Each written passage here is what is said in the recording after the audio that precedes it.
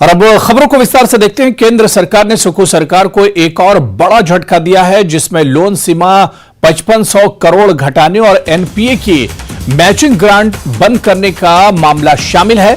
जानकारी के मुताबिक मनरेगा के लिए 3 महीने से सेंट्रल शेयर भी नहीं आया है, जिसकी वजह से तकनीकी सहायक और ग्रामीण रोजगार सेवकों का वेतन रुक गया है। वेतन पर हर महीने करीब 5 करोड़ रुपए खर्च होते हैं। तो इस वक्त की बड़ी खबर आपको हम बता दें कि सुक्खू सरकार को एक और बड़ा झटका केंद्र की तरफ से मिला है, जिसमें लोन सीमा 5500 करोड़ घटाने और एनपीए की मैचिंग ग्रांट बंद करने का मामला शामिल है। जानकारी के मुताबिक मनरेगा के लिए 3 महीने से सेंट्रल शेयर भी नहीं आया है, जिसकी वजह से तकनीकी सहायक और ग्रामीण रोजगार सेवकों का वेतन रुक गया है। वेतन पर हर महीने करीब 5 करोड़ रुपए खर्च होते हैं।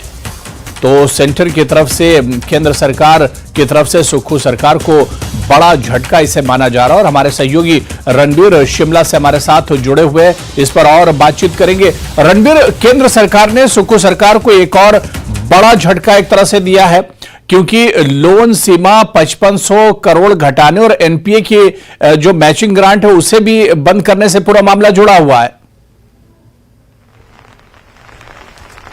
जी हाँ, बिल्कुल। पिछले कल मुख्यमंत्री की तरफ से ये जानकारी दी गई, जिसके चलते मुख्यमंत्री जो है दिल्ली में है। उनकी मुलाकात जो केंद्रीय वित्त मंत्री निर्मला सीतारमण है उनसे होनी थी, लेकिन अभी तक जो है केंद्रीय वित्त मंत्री से मुलाकात की कोई जानकारी निकलकर नहीं आई है। केवल जो केंद्रीय वन और पर्यावरण एवं जलवायु परिवर्तन मंत्री है उनसे ही मुलाकात, भूपेंद्र यादव से मुलाकात मुख्यमंत्री की हुई है। ये जानकारी निकल कर आई है।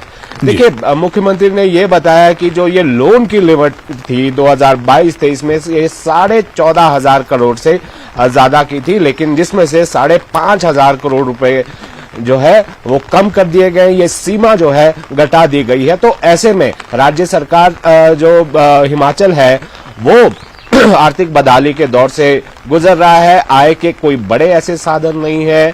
पूरी तरह से जो खर्च चलाने के लिए भी फिलहाल कर्ज पर निर्भर रहना पड़ रहा है। तो ऐसे में मुश्किलें राज्य सरकार की बढ़ गई है। साथ ही साथ जो मनरेगा के तहत जो राशि आनी थी, जिसमें जो टेक्निकल असिस्टेंट जिसे टीए कहा जाता है और ग्रामीण रोजगार सेवक है जिनका वेतन आता है, उसको लेकर अभी केंद्र से जो शेयर आना होता है, जो सेंट्रल शेयर होता है, वो नहीं मिल पाया। इसकी जानकारी जो पंचायती राज मंत्री हैं अनिरुद्ध सिंह, उनकी तरफ से दी गई है। हालांकि जो जानकारी निकल कर आ रही है कि केंद्र की तरफ से जो प्रविष्टियां होती हैं मनरेगा के तहत वो समय पर नहीं हुई है। इस वजह से जो है जो बिल बनाए जाते हैं उनका भुगतान नहीं हुआ है। लेकिन यहाँ पर ये परेशानी जो है सुक्खू सरकार के सामने अब खड़ी है कि एक तो कर्ज की लिमिट जो है वो कम कर दी गई है, और जो एनपीए के तहत जो 1780 करोड़ के आसपास की जो ग्रांट आती थी उसके साथ एक मैचिंग ग्रांट भी आती थी,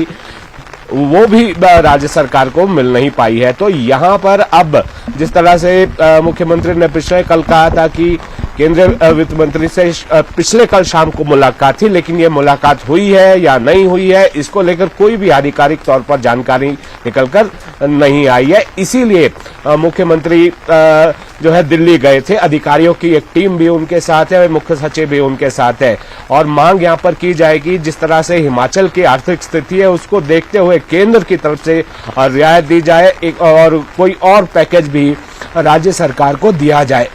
तो इसको लेकर सारी मुलाकातें होनी थी। बिल्कुल। अब रणबीर ऐसे में अगर देखा जाए, जिस आर्थिक स्थिति की बात आप कर रहे हैं कि एक तरफ तो हिमाचल सरकार का जो खजाना है वो एक तरह से खाली है, जिस पर सरकार बार बार कहती रही है। अब दूसरी तरफ अगर देखा जाए, लोन सीमा को घटा दिया गया है, एनपीए पर अभी कोई फैसला एक तरह से नहीं हो पा रहा है केंद्र सरकार की तरफ से। तो ऐसे में राज्य सरकार पर इसे कहा जा सकता है कि दोहरी मार आने वाले दिनों में पड़ सकती है।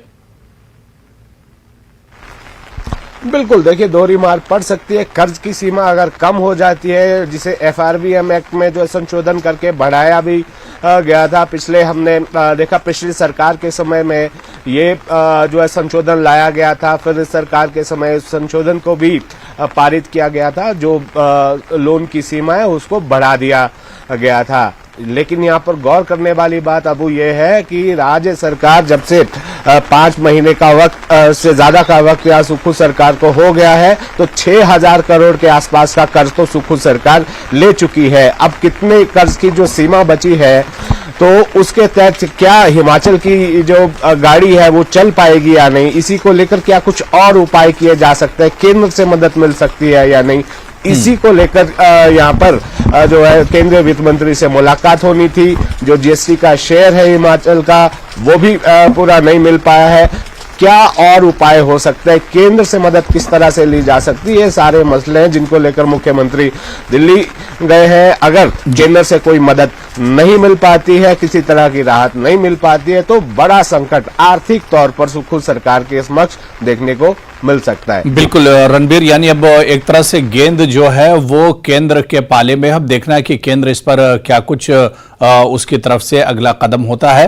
रणबीर हमारे साथ बने रहिए, अगली खबर पर भी हम आपसे चर्चा करेंगे। आपको बता दें कि सीएम सुक्खू आज कांगड़ा के फतेहपुर विधानसभा क्षेत्र का दौरा करेंगे। इस दौरान सीएम कई कार्यक्रमों में शामिल होंगे, जिसमें सीएम फतेहपुर के सक्री में 11:30 बजे के करीब नए बने पुल का उद्घाटन भी करेंगे। इस दौरान सीएम रांसर आइलैंड में बटरफ्लाई पार्क का निरीक्षण भी करेंगे और फतेहपुर में आम लोगों से मुलाकात भी करेंगे। लेकिन कांगड़ा के खराब मौसम के मद्देनजर सीएम सुक्खू के कार्यक्रम में बदलाव की संभावना भी एक तरह से जताई जा रही है।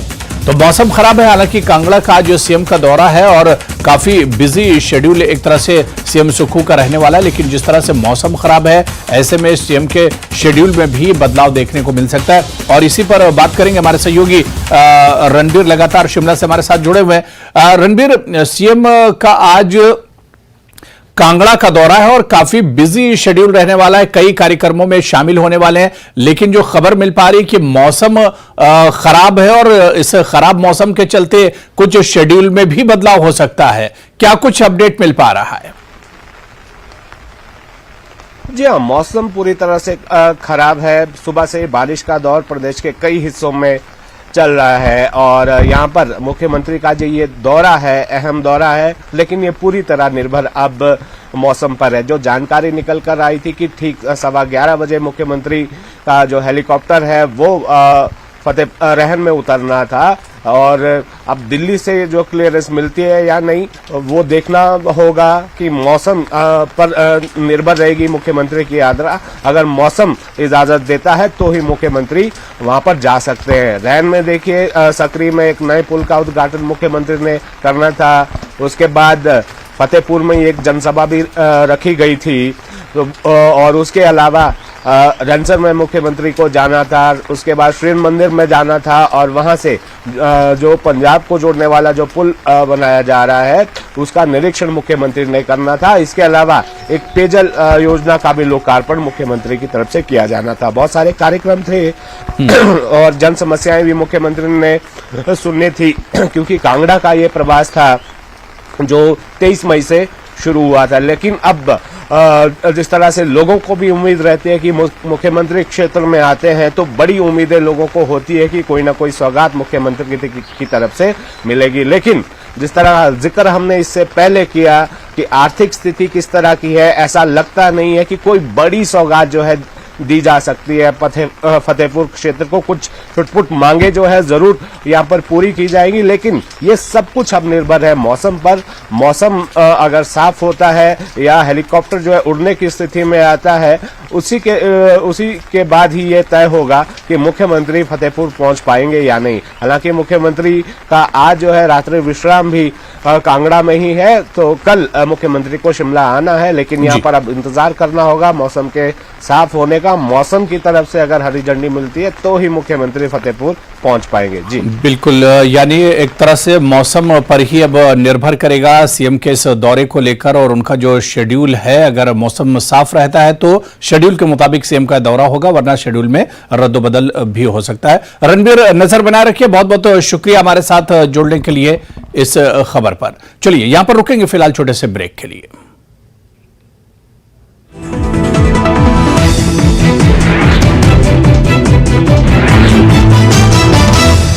जिला प्रशासन और युवा सेवा एवं खेल विभाग कुलगाम के सहयोग से इंडोर स्टेडियम कुलगाम में एक ओपन बैडमिंटन टूर्नामेंट का आयोजन किया गया। जिले के विभिन्न हिस्सों के खिलाड़ियों ने भाग लिया। सप्ताह भर चलने वाले टूर्नामेंट का उद्घाटन डीसी कुलगाम डॉक्टर बिलाल मोहिउद्दीन ने किया। पुंछ जिले की मंडी तहसील में पांव फिसल जाने से नदी में गिरकर बह जाने से एक 27 वर्षीय युवक की मौत हो गई।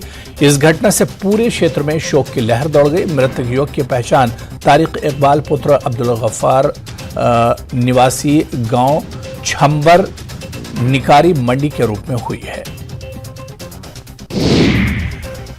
राजकीय पॉलिटेक्निक कॉलेज रामबन के भवन का कार्य काफी समय से चल रहा है। गत वर्ष महाविद्यालय भवन के भूतल का कार्य पूर्ण किया गया था, जिसके पश्चात कक्षाएं प्रारंभ की गई। प्रमुख सचिव ने जनता से अपील की है कि अधिक से अधिक बच्चों का नामांकन पॉलिटेक्निक। चूर्ण, पेट सफा तो हर रोग दफा।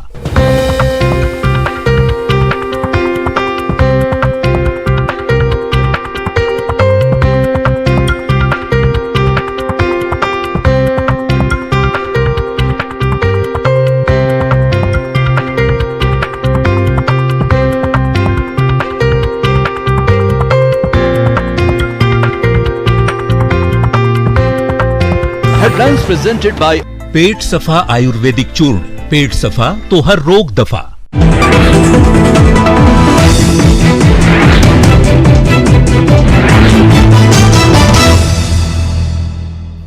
आगे बढ़ेंगे। एक और बड़ी खबर, नेता प्रतिपक्ष जयराम ठाकुर भी आज कांगड़ा के दौरे पर रहेंगे। जयराम ठाकुर का दोपहर 1:30 बजे के करीब पालमपुर पहुंचेंगे और वहां एक जनसभा करने के बाद 3:30 बजे धर्मशाला के लिए रवाना होंगे, जहां वो पार्टी पदाधिकारियों के संग बैठक भी करेंगे।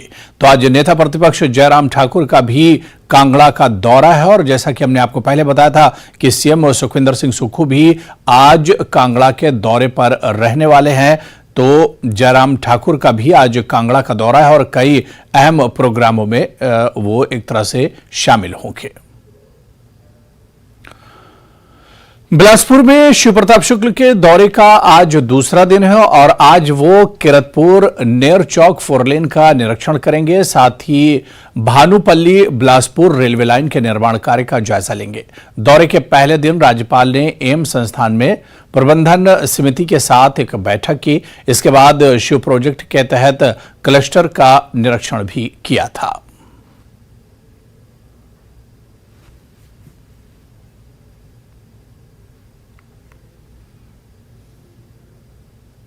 मैं तो पहली बार बिलासपुर एम्स में आया हूँ और मुझे लगता है कि जितने कम समय में यह तैयार हो गया है और सुविधाओं की दृष्टि से इसी नाते हम अंदर जा कर के लोगों से, मरीजों से बात की है।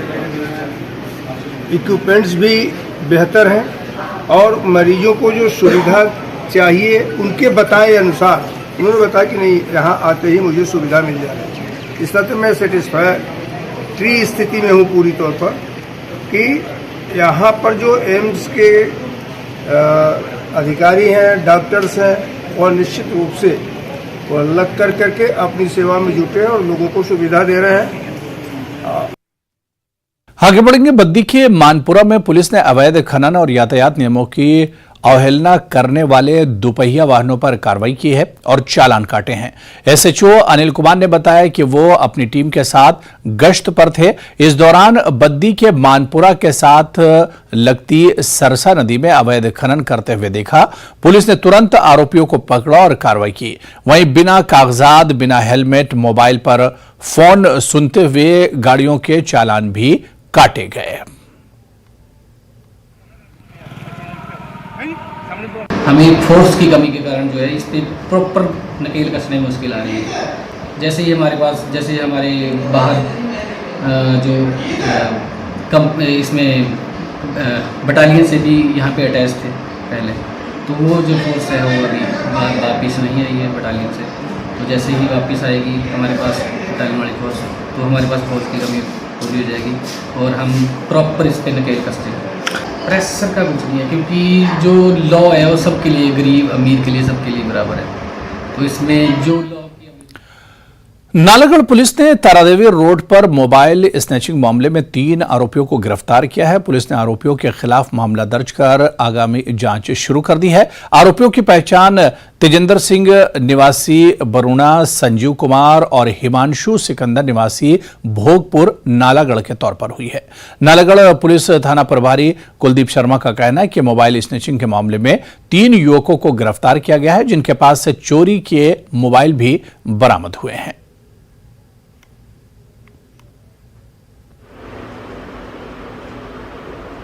वो लड़के का लोकेशन किया तो यहाँ का आया, फिर उसको आज हम पकड़ के लाए हैं। तो जैसे उसको पूछताछ की तो उसने अपना जुल्म कबूल कर लिया। उसके बाद फिर हमने जो और 2 अन्य लड़के थे वो दोनों भोगपुर के हैं, उनको भी लेके आए हैं। तीनों ने अपना जुल्म कबूल कर लिया कि हाँ जी हमने स्नैचिंग की है। केस रजिस्टर्ड कर दिया, इन्वेस्टिगेशन कैरी आउट है। एक का नाम है तजिंदर सन ऑफ जरनैल सिंह, ये बरुणा का है। दूसरा संजीव कुमार सन ऑफ सोडी नाम भोगपुर का, और Himanshu son of late Sikandar Singh ये भी। लाहौल स्पीति के उपायुक्त राहुल कुमार ने सीमा सड़क संगठन के ग्रामफो कुंजुम दर्रा काजा मार्ग बहाली में जुटे अधिकारियों के साथ वर्चुअल बैठक की और बताया कि संयुक्त निरीक्षण के बाद इस मार्ग को खोले जाने को लेकर फैसला लिया जाएगा।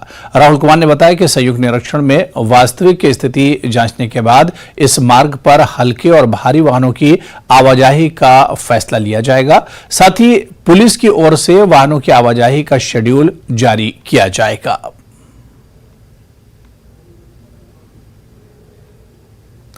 सुंदरनगर शहर के आसपास तेंदुआ दिखने की खबर से स्थानीय लोगों में दहशत का माहौल है।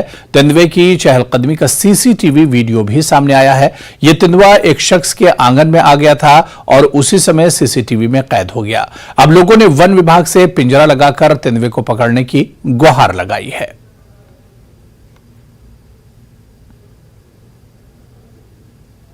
दिनांक 26 मई शुक्रवार के दिन शाम को 7:30 बजे के लगभग हमारे घर में एक तेंदुआ प्रवेश कर गया आंगन में, और वो जंगल की तरफ से उतरा। उसने दीवार फांद कर जो है हमारे आंगन की तरफ जो छलांग लगाई और काफी देर तक इधर उधर घूमता रहा।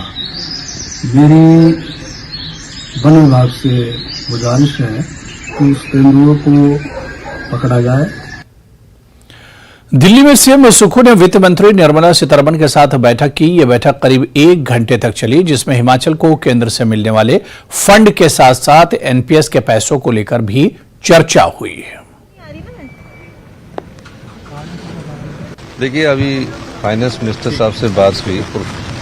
हमारे जो एक्सटर्नल एडिट प्रोजेक्ट होते हैं, चाहे वो शिमला रोप बेस का है, चाहे वो टूरिज्म का है, चाहे वो पावर प्रोजेक्ट से संबंधित है, इन सब प्रोजेक्ट के संदर्भ में हमने बात की है और माननीय फाइनेंस मिनिस्टर्स ने कहा है कि हम इस पर सब पर गौर करेंगे।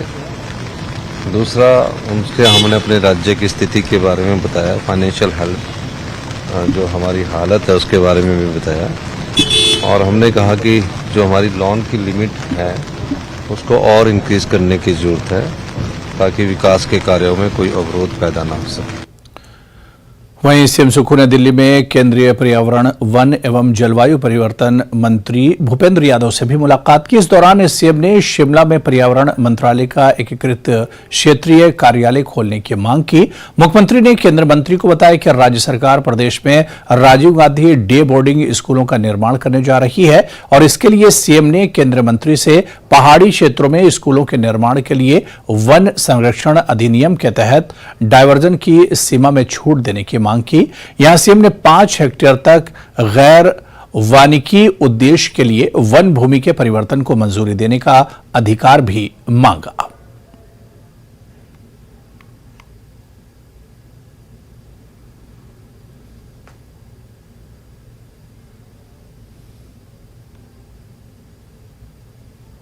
भूपेंद्र यादव जी से हमारे Rajiv Gandhi day boarding school के जो फॉरेस्ट क्लीयरेंस के केसेस है उस मामले में बात हुई, हेलीपोर्ट के मामले में बात हुई, क्योंकि हिमाचल प्रदेश की जो वेस्ट लैंड है जो प्रोटेक्टिव फॉरेस्ट की डेफिनेशन में आती है, इसलिए उन्होंने कहा कि इन सब लोग चीज़ों को हम देखेंगे और इस दृष्टिकोण से FCA के मामले जितने हमारे फंसे या FRA के मामले जितने फंसे उस दृष्टिकोण से हम आगे बढ़ेंगे। तो चलिए इस बुलेटिन में अभी फिलहाल इतना ही। नमस्कार।